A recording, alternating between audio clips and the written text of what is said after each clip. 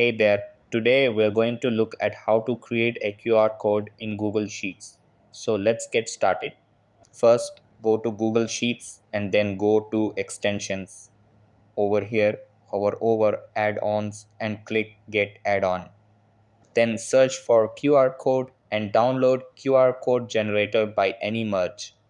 After that, click Install, click Continue, then click Allow, and finally click Done. Then go back to Extensions, scroll down, and click on QR code generator. Over here, it will open on the right side. Now copy the link you want to use, then paste it into a cell in your sheet. After that, select the cell with your link, then choose the size like extra large. Then keep it on Save as PNG and click Generate.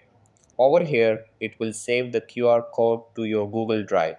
Then click Open Folder, go to Recent, and you'll see your QR code. After that, go back to Google Sheets, click on Insert, then Image, and choose Image in Cell. Then go to Google Drive, make sure you're on Recent, click on the QR code, then click Insert. And that wraps it up.